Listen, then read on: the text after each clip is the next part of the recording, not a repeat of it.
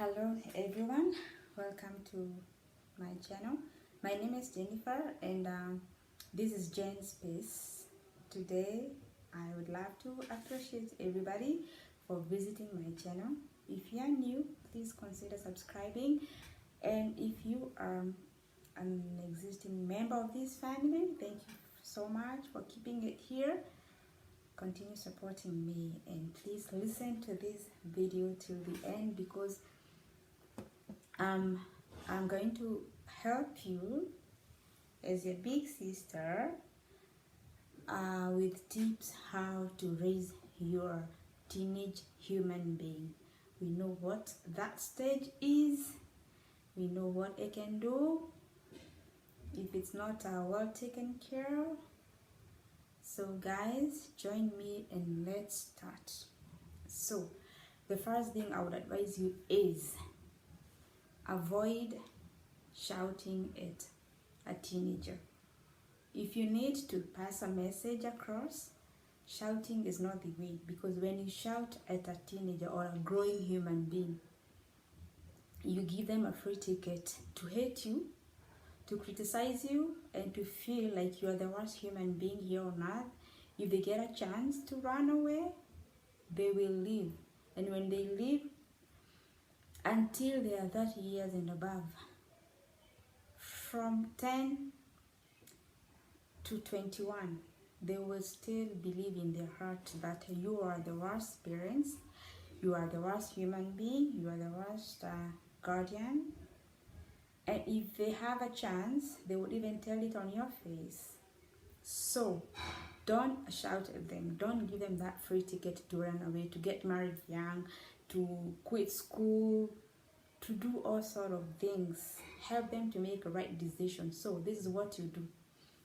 If you need to pass a message across, you need to sit them down, talk to them in a nice way, because anyway, we all know education have taught us, even the life experience have taught us, that shouting at anybody doesn't solve any problem. So sit them down, talk to them, let them give you the reason why they never did what they were supposed to do, or why they did what they were not supposed to do.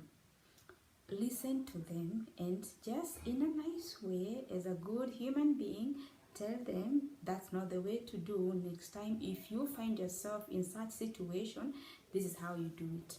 So don't shout at a teenager, and listen to them. The second one is acknowledging them, whatever small thing they do, because we know now this is where the hormones are really active and the emotions. So acknowledge them.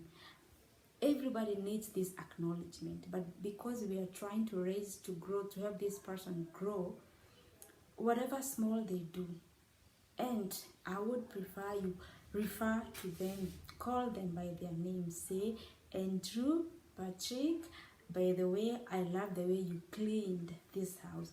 I love the way you did this thing. This tiny acknowledgement will motivate them so good and so much, they would want to do more things for you to be happy, because see, they're kids, so that's how their brain works.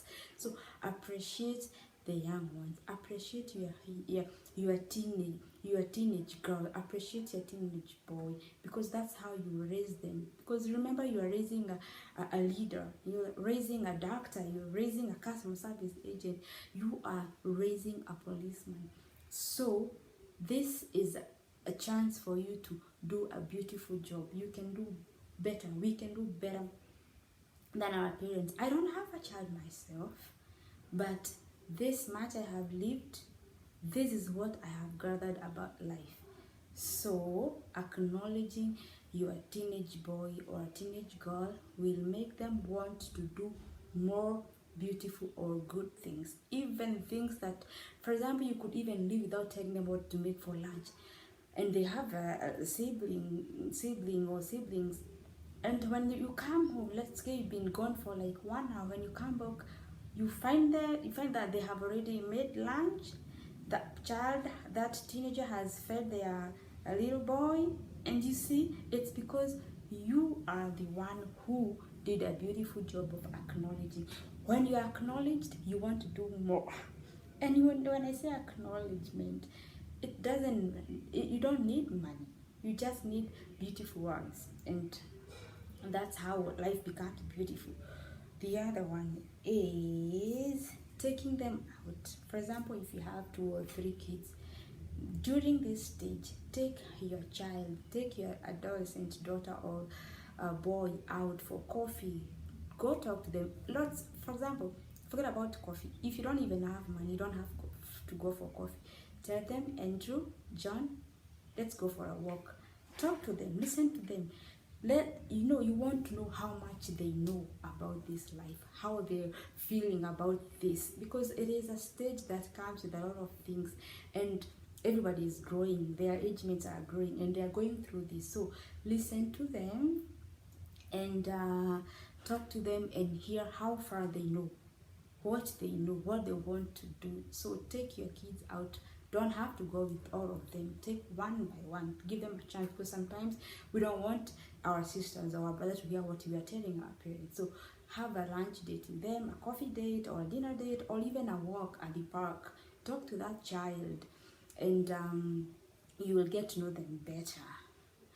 The other point is, tell them you have a bright future.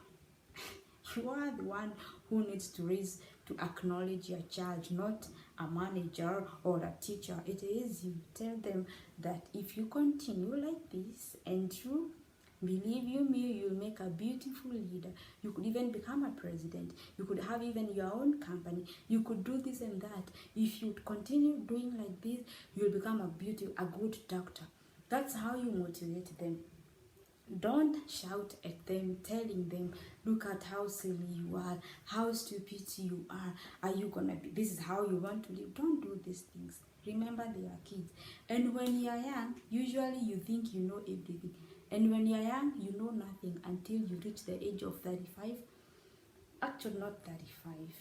Sorry. When you know, 35 is when you have already worked, you have gone for so many interviews, you have failed, then the last 10th one you have passed, you have been given job, you have worked, and you have now experienced life. You have money, and you've been able to buy your own things, you bought even your first car, you are living alone.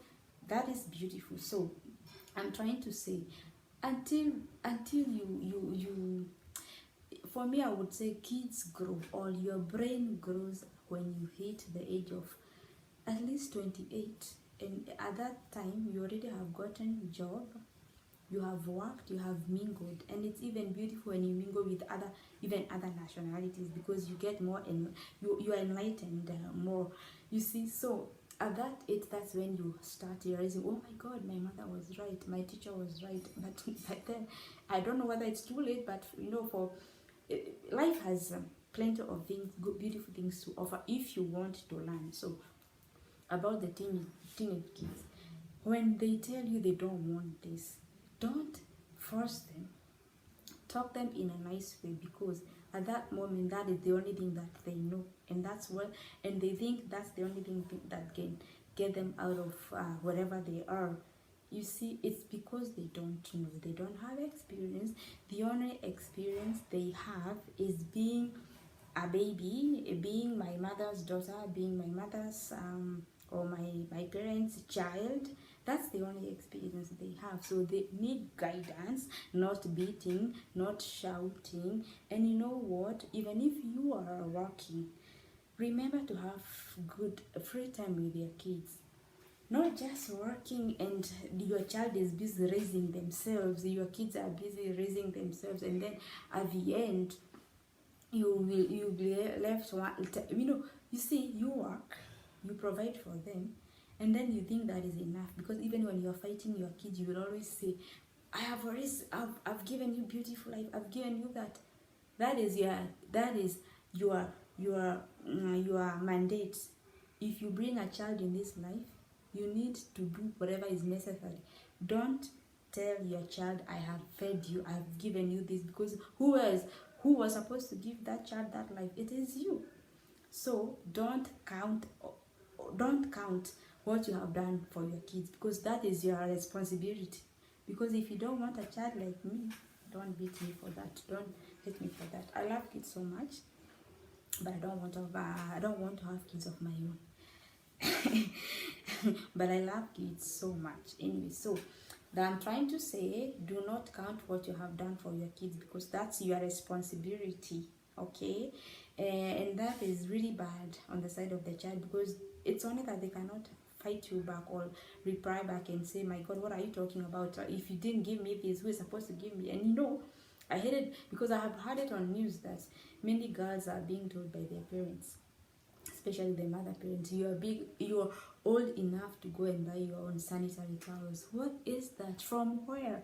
And that's why you're getting, so many of them are getting pregnant trying to get sanitary towels.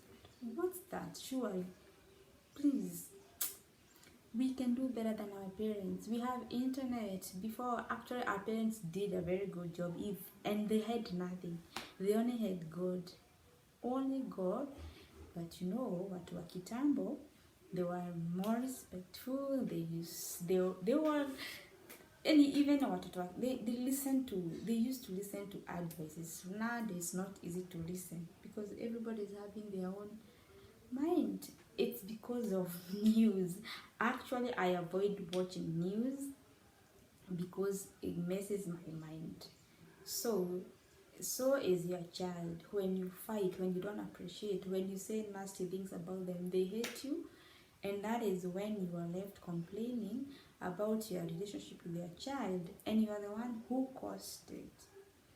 So listen to your kids when they say, I want this and that. If it's not possible, you don't have to require in a very aggressive way. Sit them down, talk to them, and let them understand.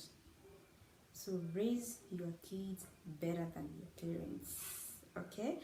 Thank you for this chance that you gave me, listening to me. But please practice this, and I'm telling you, you'll see a change. So until next time, goodbye. Remember to subscribe, watch, share, and practice this. Thank you so much.